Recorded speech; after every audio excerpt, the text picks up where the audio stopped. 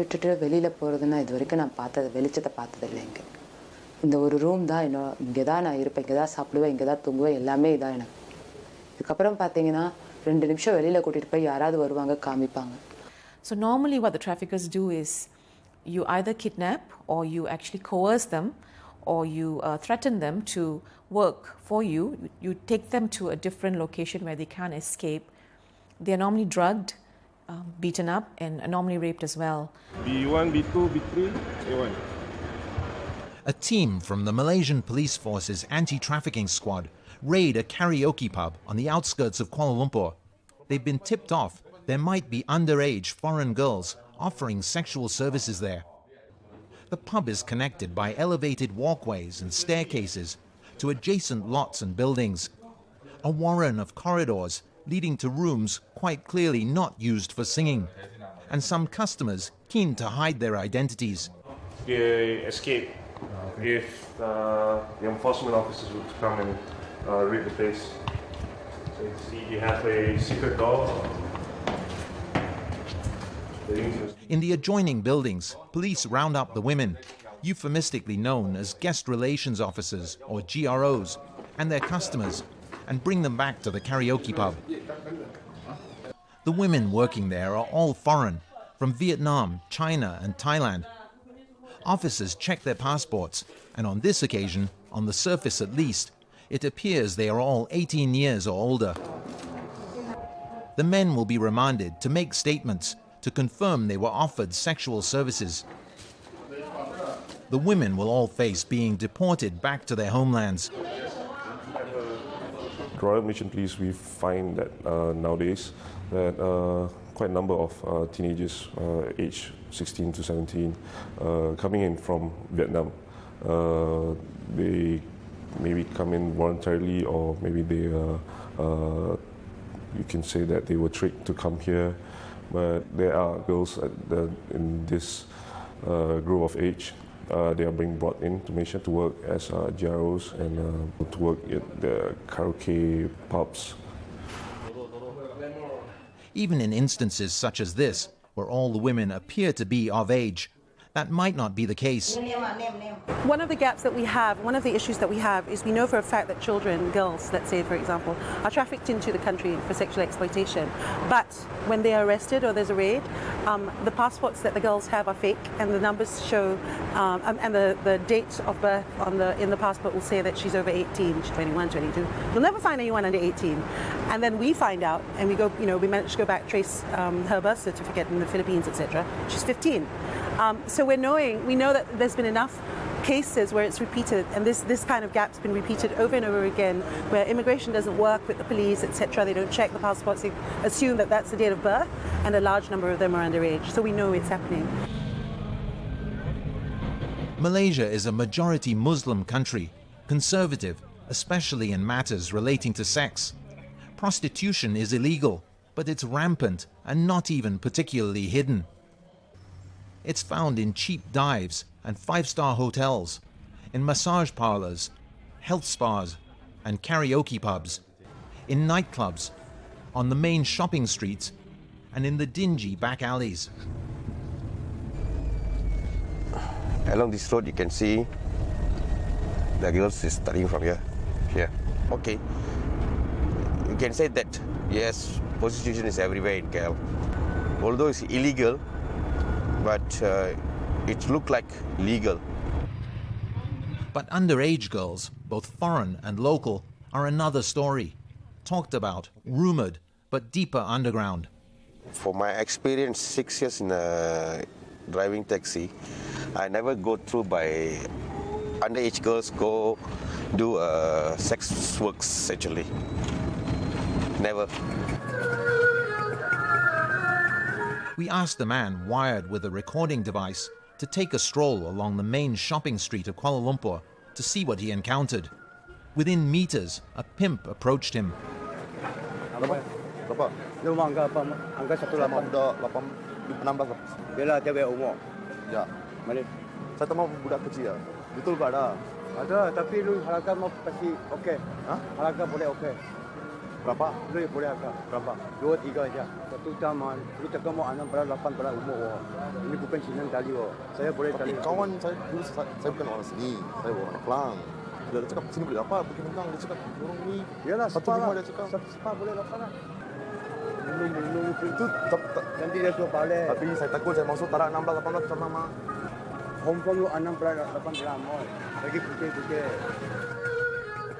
Despite those claims and offers, it proved difficult to be able to meet with any sex workers we could confirm were in fact underage. It took several weeks of hanging around brothels and gaining the trust of pimps like this woman. She at first denied any knowledge of underage girls for hire, but later helped us to speak with 3 of them. The first 2 interviews were shot surreptitiously on a mobile phone. And you? Me? Yes. Indonesia. How old are you? Me? 17. The first time you came here was when you were, how old you were? The first time you came in Kuala Lumpur? 16. 15. Yeah. 15. Mama, papa no money. I bought it.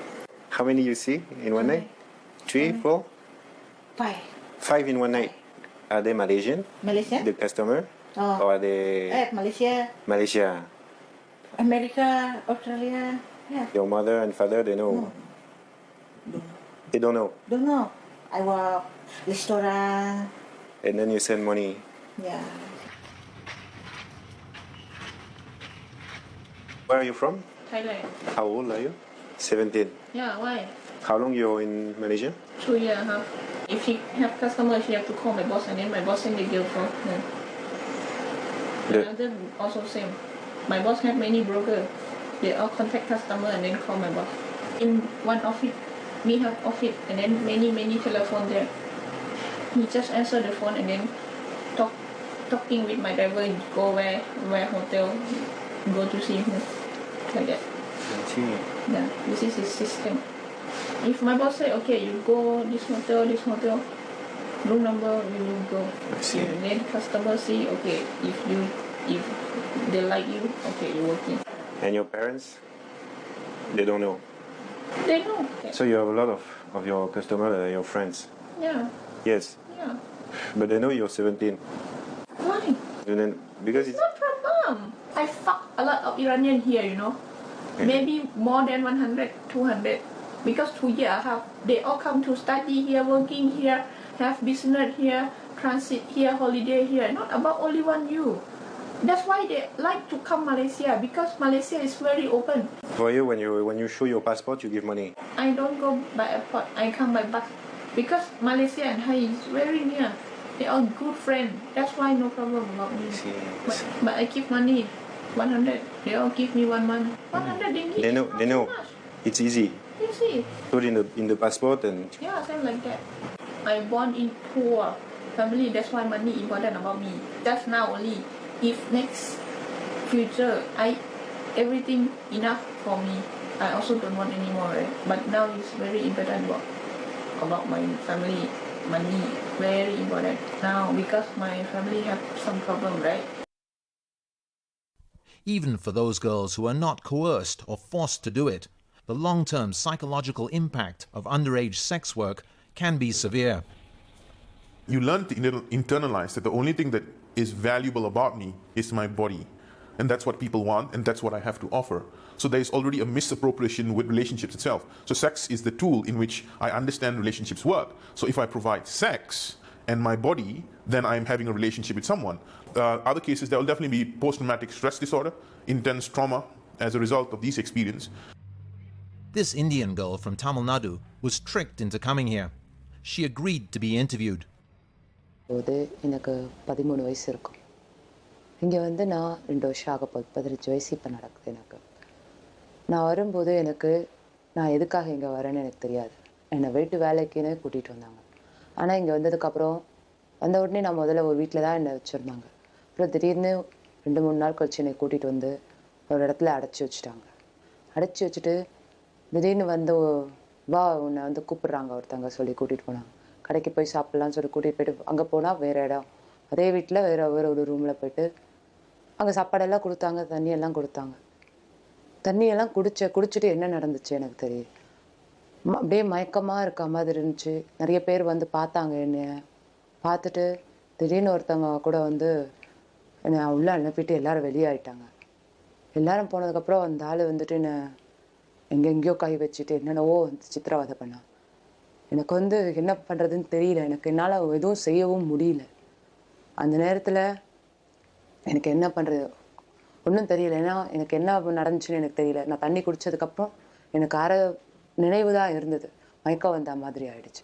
அதுக்கப்புறம் பார்த்தா காலையில் விடிஞ்சு எந்திரிக்க முடியல என்னால். நான் எப்படி படுத்தேன்னு தெரியாது. என்னோடய ட்ரெஸ்ஸு எதுவுமே இல்லை. எந்திரிச்சு காலையில் பார்த்தா இந்த மாதிரி இருந்தது. She says she has to service as many as a dozen men like these in a single night or face the consequences. அதாவது மலேசியாவிலேருந்தும் வருவாங்க, வேறு நாட்டுங்கள்லேருந்தும் வருவாங்க. நிறைய பேர் வருவாங்க. அவங்களோட வயசு 25 வயசு இருக்கும், 30 வயசு இருக்கும், 40 வயசு இருக்கும், 60 வயசு இருக்கும். இந்த வயசாலோட நான் போக முடியாது, இவங்களோட நான் இருக்க முடியாது. சித்திரவதை பண்ணுவாங்க. அதெல்லாம் நான் இங்கே இப்படி பண்ணாதீங்க அப்படி பண்ணாதீங்க எதுவும் சொல்ல முடியாது. அப்படி நான் ஏதாவது சொன்னேன்னா அவங்க போயிட்டு இந்த சீனங்கிட்ட சொல்லிவிடுவாங்க. அவன் என்னை அடிச்சிருவா. அதனால் எந்த கஷ்டமாக இருந்தாலும் நான் தாங்கிக்கிட்டே இங்கே தான் இருக்கணும். என்ன வயசாக இருந்தாலும் நான் ஒன்றும் பேச முடியாது. அவங்க வந்து கஸ்டமர் வந்து இதை செய் அதை செய்ய, இதை வந்து இப்படி பண்ணு, அதை வந்து அப்படி பண்ணு. நம்ம வந்து ஒரு பொம்மை மாதிரி நடத்துவாங்க. லப்பர் மாதிரி நினச்சிப்பாங்க நம்மளே. இந்த பக்கம் திரும்பு அந்த பக்கம் திரும்பு அப்படி. சில பேர் வந்து பைத்தியம் மாதிரி டான்ஸ் ஆடு. சில பேர் எல்லாத்தையும் கழட்டிட்டு ஆடுன்னுவாங்க. சில பேர் இப்படி உட்காரு அப்படி உட்காரு, இந்த பக்கம் திரும்ப அந்த பக்கம் திரும்ப, அதை பிடிச்சி கடிப்பாங்க இதை பிடிச்சி கடிப்பாங்க. முகமெல்லாம் பார்த்தீங்கன்னா புலி புரண்டி வச்சா மாதிரி உடம்பெல்லாம் புரண்டி வச்சுட்டு அவங்களுக்கு அது ஒரு ஆனந்தமாக இருக்கும். What drives men to do this? To seek out sex with girls they know are underage? It varies according to culture, and there's belief in certain cultures that, for the men who believe if they have sex with younger and younger children, it benefits them in terms of longevity or health-wise. So it's there in the system culturally in the society. It could be also a power distribution, the ability to control. If the child is 5 years younger than you and under the age of 16, and men who visit those child for sex would be considered having pedophilic tendencies. NGOs say underage sex work is seriously underreported in Malaysia, especially when it comes to local children. We're seeing a large number of children who are exposed and exploited by the sex industry, and particularly kids marginalized kids in high-risk areas. And I'm actually seeing a growing number of children that we're seeing on the streets, and it's actually getting harder to reach them because the syndicates and the gangs and the groups and stuff have already gotten to the kids so much faster so that they don't need so many things from us. They don't need shelter, they don't need food, they don't need education, they don't want to go to school. And so because they have alternatives, and the alternative is, for a lot of them, fast money, partying, doing drugs, and then having a good time, and then doing it repeatedly all over again. So, yeah, it's a huge problem. Selvi Abdullah heads an NGO that assists sex workers in the low-income inner-city district of Chao Kit. எனக்கு தெரிஞ்ச வரைக்கும் அந்த child sex worker வந்து ரொம்ப இருக்காங்க, ஆனால் காட்டிக்க மாட்டுறாங்க. ஏன்னா அவங்க வந்து இந்த செக்ஸ் ஒர்க்கர் தொழில் வந்து காசு மட்டும்னு வாங்கலை, அவங்க மற்றதும் வாங்குறாங்க. அதாவது நல்ல உடுப்பு, பிராண்டட்டு அந்த மாதிரி பார்க்குறாங்க. ஏன் எனக்கு எப்படி தெரியும்னாக்கா, நான் புக்கிமின்தாங்கில் அவுட்ரீச் பண்ணும்போது நான் 2-3 பிள்ளைங்களை பார்த்துருக்கேன். ஸ்கூல் உடுப்பு போட்டு வந்துட்டு டாய்லெட்டில் கழட்டி மாற்றிடுவாங்க. உடுப்பை மாற்றிட்டு வெளியாகுவாங்க. வெளியாகிட்டு அந்த எந்த ஏரியாவில் அந்த கிளாப்ஸ் எல்லாம் இருக்குதுல்ல, அந்த மாதிரி இடத்துல போயிட்டு உட்காருவாங்க. ஆனால் அந்த கிளாப்ஸ் உள்ளுக்கு போக மாட்டாங்க, ரெஸ்டாரண்ட்டில் உட்காருவாங்க.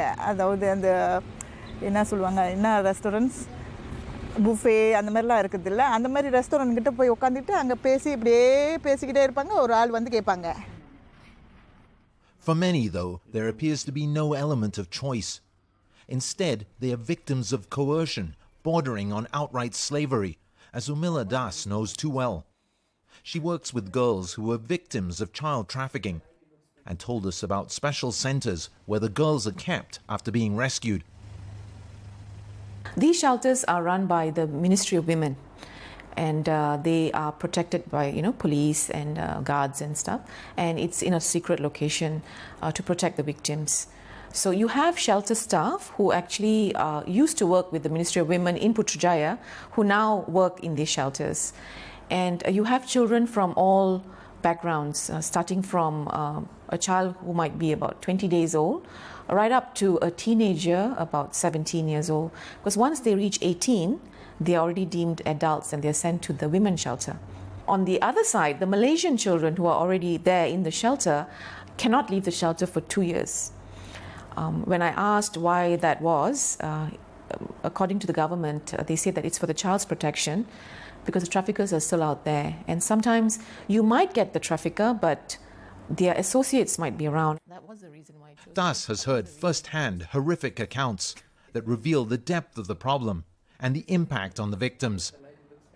A girl from Negeri Sembilan, 13 years old, she was kidnapped by 2 Indian men. Okay, and she was taken to a location that she could not identify, and where she was drugged, raped, and beaten up. So for the next 2 years, she was forced into prostitution, and she couldn't actually tell us the location of this place. But in that 2 years, she tried her best to escape, and through the help of an Indonesian woman also being trafficked, she actually managed to run out of the place, and she ran out, but the traffickers found her. So they found her, and they needed to teach her a lesson and all the other children and women, in their captivity. So they beat her up with a metal rod, breaking a lot of her bones, and her body was just left on the side of the road. And I think somebody tipped off the police, and the police actually took her to the hospital, where she spent the next 6 to 9 months getting mended because she was in a coma. And she needed to rewire her jaw, get her legs fixed because most of the bones were already broken. But this girl survived, and she is in the shelter right now. Even where the abuse has been less extreme, the impact on underage girls of working in the sex trade can be profound and long-lasting. They become rebellious, one. And number 2, they can actually present with depression and anxiety, post-traumatic stress. So there's a whole array of mental illness there. And of course, the big one is the personality disorder that forms because it's like, a critical time in the development of a child. And, this abuse and trafficking has happened while they were forming. So these are the challenges that I face with them. It's just a repetitive cycle. And you're stuck most of the time because there's no way out. Because the environment breeds that. If you go out and you leave, and nobody wants to accept you as a result of either you're a child sex worker, or you've been raped, or you've been abused, and there are no avenues for you to go out. So what do? You need to survive. You need to eat. So what do you do, and how do you eat? Okay, I've got my body. If I sell it, I'm going to get X amount of dollars, and that's how I can survive. So the cycle is vicious, and it's very difficult to step out of the cycle if there are no avenues for it. And while all sex workers are at risk of HIV and AIDS, the risks are worse for those who are underage. அவங்களோட சேஃப்டியை பார்ப்பாங்களா இல்லை மற்றவங்களோட சேஃப்டியை பார்ப்பாங்களா? அவங்க காசு தான் பார்க்குறாங்க, சேஃப்டியை பார்க்குறதில்ல. அதே சமயம் நம்ம என்ன சொல்கிறோம்னாக்கா, எப்படி இந்த நாட்டில் வந்து HIV AIDS வந்து குறைக்கிறதுக்கு பார்க்குறோம். ஆனால் பார்க்க போனால் இந்த மாதிரி பிள்ளைங்களுக்கு யார் எஜுகேஷன் பண்ணுறா? யாருமே இல்லை. இந்த கவர்மெண்ட் எஜுகேஷன் பண்ண மாட்டாங்க. NGOs are looking to work more closely with the authorities to tackle the child sex trade. There's a trust issue. I mean, I think it's a long time coming. I think we just had our first meeting, and I've been doing this work for 6 years. We just had our first meeting, and there's a promise to work together, which is good. But we'll see how long that goes. We have been invited by the National Council on Trafficking, Anti-Trafficking, to come and speak and to present our cases, to show the documented cases that we have that they don't have. So there is an agreement that we will be working together. It's slow, but it's going there. I wish it just moved faster, that's all. I guess the first aspect is to recognize there is a problem. We are in a perpetual state of denial. Are we not? So if you deny the problem, there's no way to deal with it. So the entire dynamics of it needs to change. If it doesn't, then we're going to tackle the problem at a symptomatic level. So at the end of the day, we become a very reactive society. This happens, I'll do this. This happens, I'll do this. But you're not looking at what contributes towards what happens. I'm good person. That's why I hope I see everything is good come back to me. I never do bad. That's why. இங்கேருந்து வெளியில் போனால் எனக்கும் ஆசையாக தான் இருக்குது. யாராவது வந்து என்னை விடுதலை பண்ணாதான் உண்டு. இங்கேருந்து நான் வெளியில் போகணும் ஆசைப்பட்றேன். கடவுள் தான் அதுக்கு.